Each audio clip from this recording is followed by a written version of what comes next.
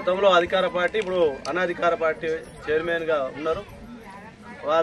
వారు తర్వాత పస్తం జగన్నాథం, పస్తం ధర్మయ్య వీళ్ళు ఆక్రమించుకొని ఉన్నారు. ఇట్టి భూమిని ప్రభుత్వం స్వాధీనం చేసుకొని ఈ బచ్చన్నపేట మండల కేంద్రంలో ఇళ్ల స్థలాలు లేని వాళ్ళు చాలా మంది వాళ్ళ ఇళ్ల స్థలాలు ఇవ్వాలని చెప్పేసి సిపిఎంగా మేము పోరాటం చేయడం జరిగింది. అంతకంటే ముందు కూడా ఇక్కడ న్యాయం కోసం పోరాడేటువంటి కొంతమంది స్వచ్ఛంద సంస్థల వారు కానీ, లేకుంటే నల్ల రామకృష్ణయ్య కానీ, ఇటువంటి వాళ్ళు కూడా అలాంటి ఉద్యమం మీద పోరాటం చేయడం జరిగింది. వారు మేమందరం కలిసి గత సంవత్సరం నుంచి ఉద్యమాన్ని ఉధృతం చేయడం జరిగింది. గట్టి పరిస్థితిలో ప్రభుత్వం దీన్ని స్వాధీనం చేసుకోవాలని చెప్పడం జరిగింది. మా పోరాట ఫలితంగా భూమిలో ఇది ప్రభుత్వ స్థలం అని చెప్పేసి గత సంవత్సరం క్రితమే అప్పుడున్న తహసీల్దార్ గారు ఇది ప్రభుత్వ భూమి అని బోర్డు కూడా పెట్టడం జరిగింది.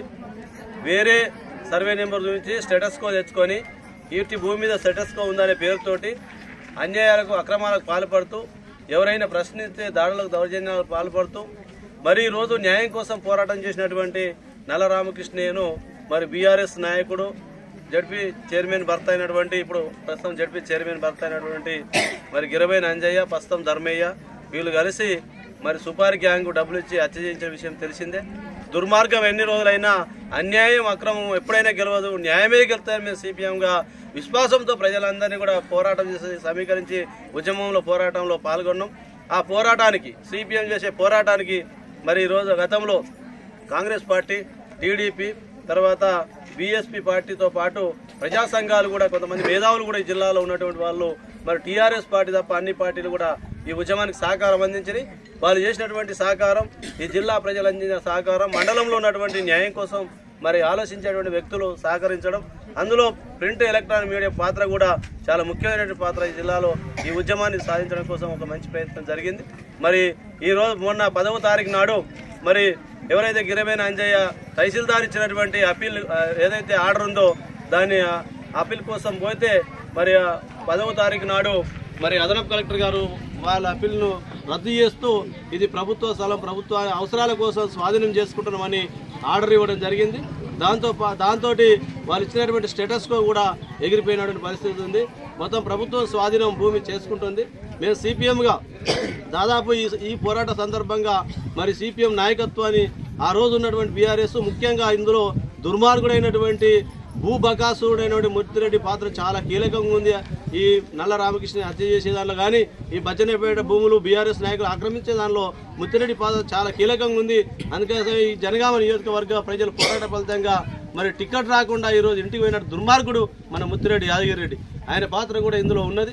అందుకోసం ఇలాంటి దుర్మార్గులు, దుష్టులు ఎప్పుడైనా విజయం సాధించరు, మంచి విజయం సాధిస్తుందని ఈ బచ్చన్నపేట 174 సర్వే నెంబరు నిరూపించింది.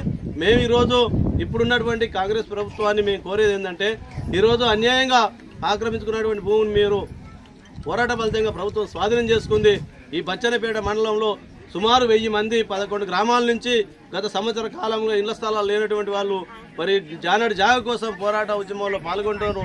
వాళ్ళ బాధలు, వాళ్ళ గాథలు, ఇండ్లు లేక ఎంత ఇబ్బందులు పడుతున్నారో అవన్నీ కూడా విషయాలను అర్థం చేసుకొని ఖచ్చితంగా ఈ ప్రభుత్వం మరి 5 లక్షల రూపాయలతో పాటు ఇళ్ల స్థలాలు కూడా ఇస్తామని చెప్తుంది.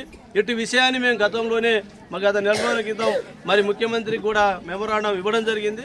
ఖచ్చితంగా ఇది ప్రజలు ఇప్పుడైనా ప్రభుత్వం ఎట్లాగా భూమిని స్వాధీనం చేసుకుంది కాబట్టి దానికి కావాల్సినటువంటి ఏర్పాట్లు అన్ని చేసి కూడా ఈ ఉద్యమంలో పాల్గొన్నటువంటి 1000 మంది ఎవరైతే ఉన్నారో వాళ్ళందరూ కూడా ఇళ్ల స్థలాలు ఇచ్చి ఇల్లు నిర్మాణం చేపట్టాలని, అదేవిధంగా గ్రామ పంచాయతీ అభివృద్ధి కూడా నూతనంగా ఏర్పడినటువంటి గ్రామ పంచాయతీ కూడా అక్కడ స్థలం ఏదైనా అభివృద్ధి కోసం అంగన్వాడీ కేంద్రాలు కానీ ఇటువంటి కట్టడానికి స్థలం లేనటువంటి పరిస్థితి ఉంది. ఆ గ్రామ పంచాయతీ వరకు కూడా కొంత స్థలం తీసుకొని మిగతాదంతా కూడా ప్లాటింగ్ చేసి ప్రజలకు పంపిణీ చేయడం ద్వారా ఆ విధంగా న్యాయం జరుగుతుందని, ఒకవేళ ప్రభుత్వం కనుక ఈ వారం రోజులు అలాంటి పని చేయకపోతే సిపిఎంగా మేమే ఆ ప్రజలందరితోటి గతంలో ఎవరైతే ప్రజలు ఉన్నారో వాళ్ళందరికీ కూడా గుడిసెలించి వాళ్ళ ఈ స్థలాలన్నీ కూడా వాళ్ళకే పంపిణీ చేస్తాం. మేము కేసులు ఇవన్నీ కూడా మేము ఎవరికి భయపడేది లేదు. న్యాయం కోసం పోరాటం చేస్తున్నాం. న్యాయం కోసం పోరాటం చేస్తున్నటువంటి వాళ్ళకు ప్రజల సహకారం, ప్రజల మద్దతు ఉంటుంది, అన్ని వర్గాల ప్రజల సహకారం ఉంటుందని భావిస్తున్నాం.